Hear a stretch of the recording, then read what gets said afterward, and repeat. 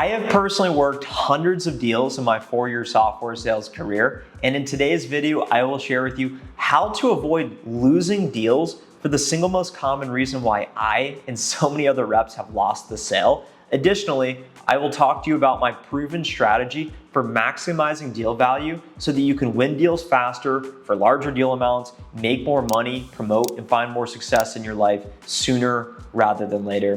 If you enjoy my videos, leave a like and type a comment for the algorithm. We're trying to reach 15,000 subscribers, so make sure you're subscribed. I was speaking with a colleague today, and she recently promoted from a sales development rep to an account executive. She's been in a closing role for about a quarter and a half, and I said, how have things been going? And she said, look, things just have not been going as well as I would have hoped. And I'm sure that this is a concern many of you have as you think about, how do I find a job in software sales? How do I set more pipeline, book more demos, get more meetings? And those are the foundational skills. You'll eventually promote up to an account executive, and that's what I'm doing right now. I'm a senior account executive. I closed nearly $1 million in revenue my first year in seat. So I picked it up fast. My colleague has not picked it up as fast. And I said, why don't you think you're finding the success that you thought you would have? And she said, well, I think it's because I'm not building enough value in these sales cycles. And I said, okay, that's an interesting observation. What is value? And she said, well, I think value is when the prospect perceives this to be worthwhile of their time, or that this will help their business. And I say, I agree. How do you create value out of thin air oftentimes? And she said, well, it starts by asking the right questions, right? And I said, sure. What types of questions should we be asking to uncover value? And she said, well, it all starts with their technical requirements and making sure the prospect sees how this is going to benefit them now and into the long run. And I said, I know exactly what the problem is. Anytime I hear technical requirements, or how is this going to give them long-term value upside, whatever it may be, that typically leads me to believe that you are feature selling. Have you ever found yourself feature selling and you're on a call and you're saying, my automated actionable intelligence, real-time analytics, AI processing, you click a button, real-time industry-leading market lead. You say that, and to you, it makes sense because your marketing team, who knows best, quote unquote, whatever your marketing team tells you to do the opposite of it, by the way. That's a pro tip that I've learned 4 years in software sales. And these buzzwords sound good, and it's how everyone else talks, and it's how you talk internally, but how you should be speaking externally is simplify things, and you should be solution selling. And that is the key here. The single biggest mistake I see reps making, and that I made early in my career, is feature selling when you ought to be solution selling. And what that actually means in practice, and I told my colleague, I said, okay, this water right here in my hand, why do I find this valuable? And she's like, well, it's water. You need it, right? And I say, imagine if you're marketing this water. Would you market this water as room temperature lukewarm water, ready for your drinking? Or would you market it as thirst quencher, necessary for survival, alleviating your thirst, hydration for optimal performance? That is the solution. That is the outcome. That is why it matters to me, not the feature of it. Lukewarm water, it's wet, it hydrates you, And that's what so many reps do, because they're so focused on the actual technical aspect of it when you ought to be solution selling. And here's the strategy for building more value to maximize your actual value in the process and what they perceive to be meaningful. And I know we're using a lot of buzzwords, but this is what it actually means. Command of the message. Command of the message is something that took my sales game to the next level. Command of the message is understanding before scenario, negative consequences, after scenario, positive business outcomes. Early in my sales career, I thought the strategy was just asking the right questions, knowing what to say, giving good demos. In reality, it is all about understanding, what does this mean for your prospect? How is this going to benefit them? How are they going to look good? How is this going to promote them? How is this going to improve their business? And the framework in which you can understand this and actually apply this is through command of the message. So when we start with before scenario, as I'm prepping for any initial meeting, it all starts with before scenario. Understanding, what do you have in place today? How is it working today? What would you change about how it's working today? And maybe they don't have anything in place today, and that's going to take us right into negative scenario, negative consequences. But the before scenario, you really just need to come away understanding, okay, you know your solution, you know the role it plays. Do they have a competing solution in place or something that provides them a similar outcome that you were trying to drive? You need to really understand it well. How long has it been in place? Why did you buy it in the first place? How is it working? What would you change? And that is before scenario.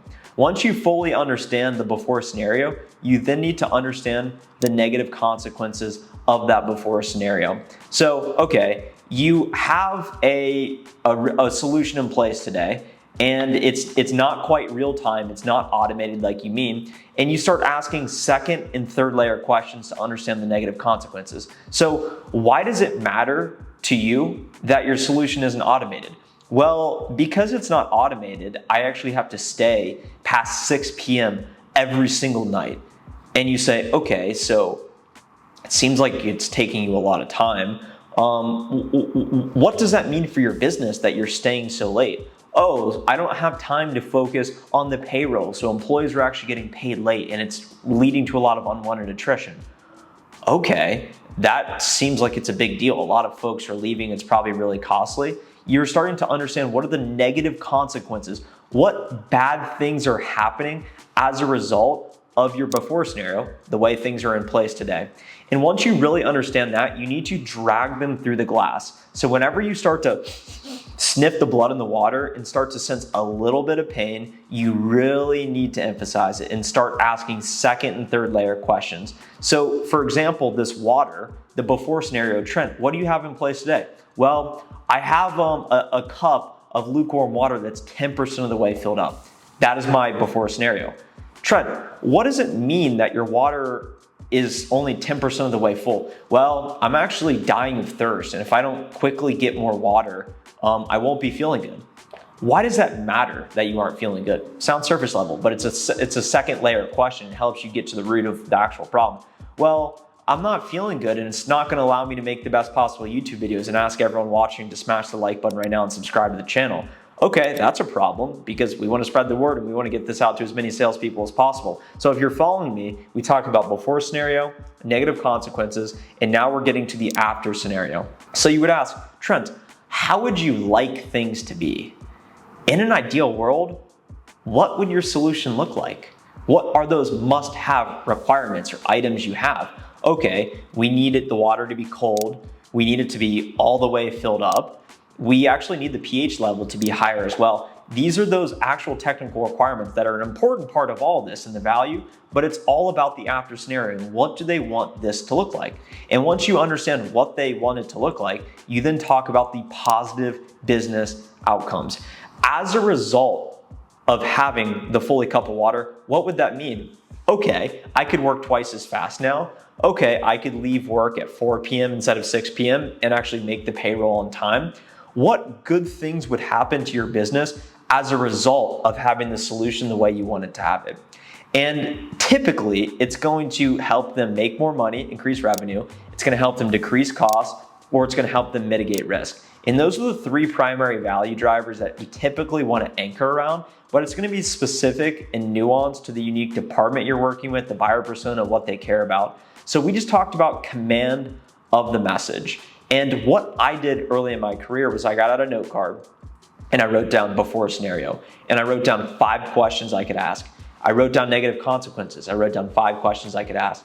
I wrote down after scenario. I wrote down 5 questions I could ask. I wrote down positive business outcomes, and I wrote down 5 questions I could ask. I memorized it and I studied it so that when I was in calls, I was never thinking, what should I ask the next? Oh, I can't actively listen because I'm so worried about asking a question next. That's no longer a factor for me because subconsciously, I understand the flow that we're trying to do so that we can understand their world to then build the necessary level of value to justify a high price target. So I would encourage you to go write down each of those, go back and rewatch this, write down some questions and go study what are additional questions you can ask. And the reason that this matters is for conquest. and we're going in a slightly different direction now.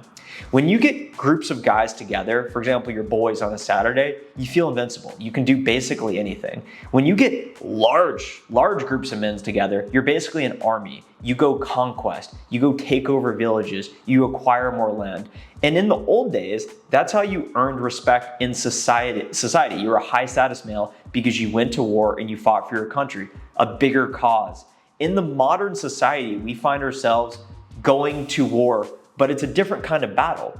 Money is the one thing that binds us all together. No matter who you are, no matter what your name is, no matter your race, ethnicity, whatever. Economics is the one thing that binds us together. If I can pay you a certain amount of money, then you could exchange something in return. And when we think about value, the only reason money has value is because we all agree it has value. And of course, the government plays a role in this as well. But think about gold. How do we additionally create value? Gold, it's shiny, it's a rock, metal, blah, blah, blah, whatever. It's not actually valuable inherently. It's heavy, it's hard to transport, but we all agree it's valuable and it's scarce. Okay, if you're a guy talking to girls, how do you create more value? What do they want? Attention. How can you create more scarcity around that attention?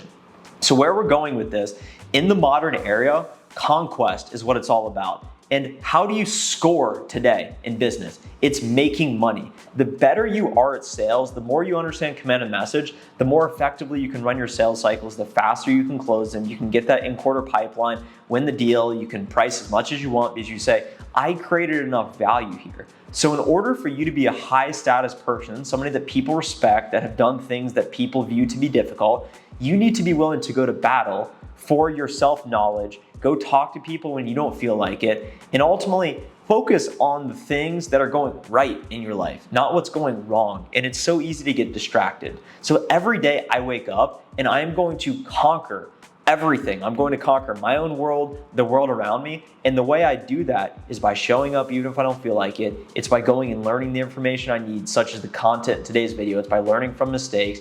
And it's going out there into the world and then deploying the knowledge I have learned in order to find more success sooner rather than later. I want to help you conquer your career, your life, any of the goals you may be focused on. And I can help you do that if you join my $10 a month membership community. We already have over 13 people in it. We had our first live call on Sunday. It was fantastic, tremendous feedback from everyone in the private membership 24/7 Discord. I reply to all the messages. I'm always active, and we do the live Q&A once a week. It's helpful for you to hear about what other people are thinking about, but I will also answer your direct questions in the most transparent way I can. So I wanna help you join the community. I'd love to see you there.